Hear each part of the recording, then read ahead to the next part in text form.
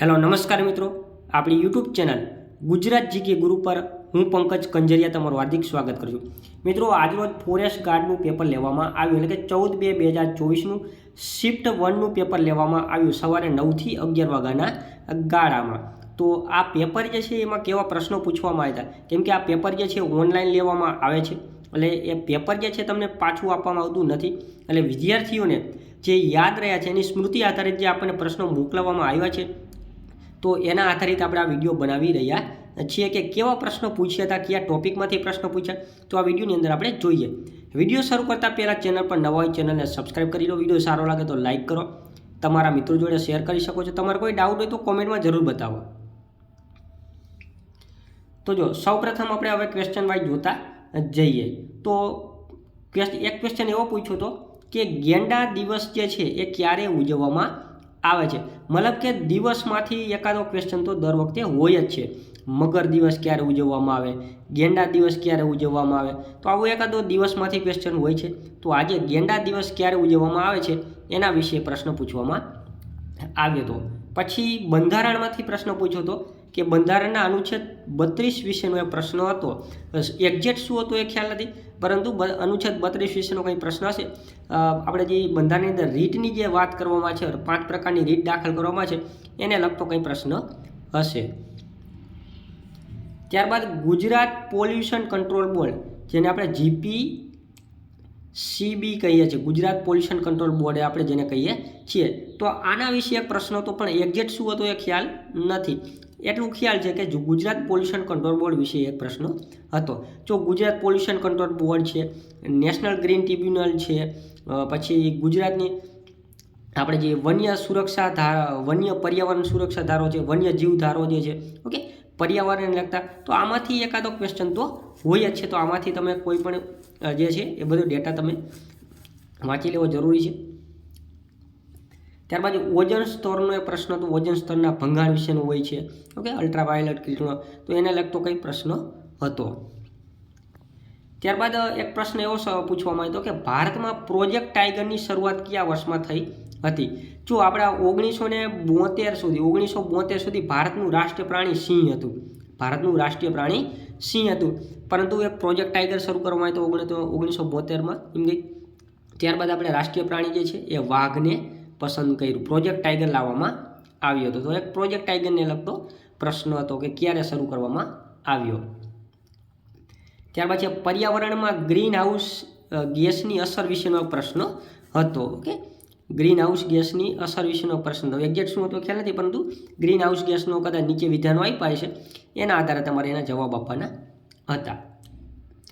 પછી national green tribunal, જો આપણે હું વાત કરું છું દરેક શિફ્ટના પેપરમાં કે NGT નેશનલ ગ્રીન ટ્રિબ્યુનલ જે છે એનો તો દર શિફ્ટના એક પ્રશ્ન હોય જ દર અત્યાર સુધીની તમામ શિફ્ટમાં. એટલે NGT વિશે તમે બધું જે છે એકવાર વાંચી લો. ઓકે, તો નેશનલ ગ્રીન ટ્રિબ્યુનલ દ્વારા પ્લાસ્ટિક કેટલા માઇક્રોન સુધી મંજૂરી આપવામાં, મતલબ NGT મુજબ પ્લાસ્ટિક કેટલા માઇક્રોન સુધીનું તમે વાપરી શકો છો. પછી એક ગરબા વિશે પ્રશ્ન હતો, આપણા ગુજરાતના પ્રખ્યાત ગરબા જે છે તો એના વિશે પ્રશ્ન હતો. ઓકે, પછી ગુજરાતીની આપણે વાત કરીએ તો ગુજરાતીમાં શું પૂછ્યું તો કે સમીરનો સમાનાર્થી પૂછ્યો હતો. પછી અગ્રજનો વિરોધાર્થી પૂછ્યો હતો, અગ્રજનો વિરોધાર્થી, સમીરનો સમાનાર્થી. પછી એક રૂઢિપ્રયોગ પૂછ્યો હતો, કાળ ચડવો એટલે શું, એનો રૂઢિપ્રયોગ પૂછ્યો હતો. પછી સંધિમાં સત્યાગ્રહની સંધિ પૂછી હતી. પછી વિદ્યોપાસનાની સંધિ પૂછી હતી. ઓકે, પછી પાછળ સમાનાર્થી, સૂર્યનો સમાનાર્થી પૂછ્યો હતો. પછી એક કહેવત પૂછી હતી, માટેમાં બીજા બધા વગડાના વા, એને સમાન કહેવત કહી એવી એક પૂછી હતી. પછી રિઝનિંગની વાત કરીએ તો 4.15 વાગે કલાક કાંટો અને મિનિટ કાંટો બંને વચ્ચેનો ખૂણો કેટલો, બંને ભેગા થાય ત્યારે એને વચ્ચેનો નહીં, 4:15 વાગે કલાક અને મિનિટ કાંટા વચ્ચેનો ખૂણો કેટલા અંશનો બને છે એના વિશે પ્રશ્ન હતો. પછી ઉંમર સંબંધિત એક દાખલો હતો કે આની આટલી ઉંમર છે, આના પછીની એવું કંઈક ઉંમરને લગતો કોઈ દાખલો તો એક્ઝેક્ટ શું હતું એ આપણને માહિતી મળી નથી. પછી 12 વસ્તુની પડતર કિંમત 16 વસ્તુની વેચાણ કિંમત બરાબર છે તો નફો કેટલો થાય એના વિશે એક પ્રશ્ન હતો. તો જો અહીંયા 12 વસ્તુ જે છે એની વસ્તુની પડતર કિંમત છે તો એને અહીંયા વેચાણ કિંમત લઈ લેવાની થાય, અને 16 વસ્તુની વેચાણ કિંમત છે તો એ ₹16 મૂળ કિંમત લઈ લેવાની થાય, એટલે ₹4 4 ભાગ્યા 16 ગુણ્યા 100, એટલે આમાં 25% ખોટ આવતી હશે. આ 18માં ક્વેશ્ચન છે, આમાં કંઈક 25% જેવી ખોટ આવતી હશે, એવું કંઈક હશે આની અંદર. ઓકે, પછી છોકરાની સંખ્યા છોકરીની સંખ્યા કરતાં બમણી હોય તો 50 વર્ગના છોકરીની સંખ્યાનો ગુણોત્તર 4:1 છે. તો કંઈક આમાં શોધવાનું પૂછ્યું છે, પણ શું અહીંયા શોધવાનું પૂછ્યું એ ખ્યાલ નથી, અધૂરો ક્વેશ્ચન એવું મને લાગે છે અહીંયા. પછી કચરાને અનુરૂપ 4 પ્રશ્નો હતો. કચરો જે હોય છે, ઘન કચરો વગેરે, એને લગતો કંઈક પ્રશ્ન હતો, એવું કંઈક છે. અહીંયા જો ઘન કચરો કે એવું કંઈક હતું કે કોને નુકસાન કરે છે, એના લગતો કંઈક ક્વેશ્ચન છે. પછી જંગલમાં પ્રાણીઓને ચરાવવાથી થતું નુકસાન, એના વિશે પ્રશ્નો હતો. એમાં 4 ઓપ્શન આપેલા હતા કે જંગલમાં પ્રાણીઓને ચરાવવામાં તો એનાથી શું નુકસાન થાય, એમાં 4 ઓપ્શન આપેલા હતા, એમાં એક જવાબ હોય છે. પછી પ્રધાનમંત્રી આવાસ યોજનાને લગતો એક પ્રશ્ન પૂછવામાં આવ્યો હતો. પછી એક ક્વેશ્ચન હતો કે નેશનલ ગ્રીન ટ્રિબ્યુનલની સ્થાપના ક્યારે થઈ. આ ક્વેશ્ચન 2 થી 3 વાર અત્યાર સુધી પૂછેલો કે કઈ વર્ષમાં સ્થાપના થઈ, તો 2010માં સ્થાપના થઈ છે. ઓકે, યાદ રાખજો, 2010માં સ્થાપના થઈ છે. હવે પછી રિપીટ થાય તો આ યાદ રાખજો, 2010માં સ્થાપના થઈ છે. ઓકે, એનું વડું મથક દિલ્હીમાં છે. સિંધુ ખીણની સંસ્કૃતિનો એક પ્રશ્ન પૂછવામાં આવ્યો હતો. એક્ઝેક્ટ શું હતો એ ખ્યાલ નથી, પરંતુ એનો એક ક્વેશ્ચન હતો. મેંગ્રુવના મૂળ કેવા હોય છે, કે આવો પ્રશ્ન હતો. મેંગ્રુવ જંગલો જે છે એના મૂળ કેવા હોય છે, એનો ક્વેશ્ચન હતો. પછી ગુજરાતમાં આરક્ષિત જંગલનો વિસ્તાર કેટલો છે, એના વિશે એક પ્રશ્ન હતો. પછી કાર્બન ડાયોક્સાઇડનો પ્રાથમિક સ્ત્રોત શું છે, એનો પણ એક ક્વેશ્ચન હતો. પછી તબીબી પ્રકારના કચરાનો પ્રકાર જણાવો. એવો એક ક્વેશ્ચન હતો. એમાં નીચે ઓપ્શન હશે. ઓકે, મતલબ તબીબી એટલે કે જે મેડિકલની અંદર, ટૂંકમાં હોસ્પિટલની અંદર જે કેવા પ્રકારના કચરો થાય છે. ઓકે, વેસ્ટ મેડિસિનની આપણે વાત કરવામાં છે, તો એને લગતો એક ક્વેશ્ચન હતો. પછી મૂંઝનો અર્થ આપો, ગુજરાતી પાછું આવી ગયું.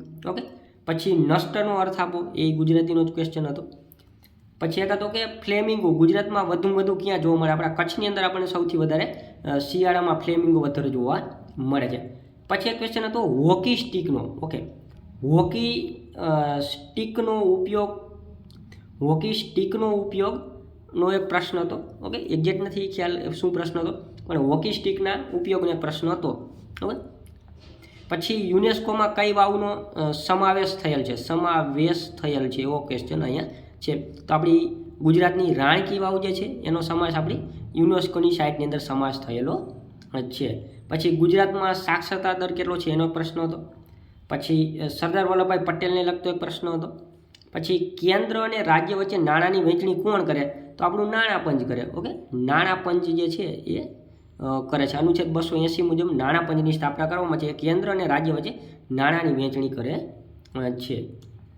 પછી ઝારખંડના પક્ષી આધારિત એક પ્રશ્ન હતો. શું હતો એક્ઝેક્ટ ખ્યાલ નથી, પરંતુ ઝારખંડના પક્ષી આધારિત એક ક્વેશ્ચન હતો. ઓકે, તો આવા પ્રશ્નો જે છે એ આજની પ્રથમ શિફ્ટની અંદર પૂછવામાં આવેલા છે. ઓકે, આ સિવાય તમે એક્ઝામ આપેલી હોય શિફ્ટ 1ની, તો કેવા પ્રશ્નો પૂછાયા હતા તો એ મને કોમેન્ટની અંદર જરૂર બતાવો, જેથી કરીને બીજા વિદ્યાર્થીઓને પણ ઉપયોગી થાય. અને આ વિડીયો જે છે તમને આવનારી જે 27 તારીખ સુધી આ ફોરેસ્ટ ગાર્ડની પરીક્ષા હાલવાની છે, તેમાં તમને ઉપયોગી થશે. ઓકે, તો વધુ આ વિડીયોને શેર કરો, લાઇક કરો, તમારા મિત્રો જોડે શેર કરો.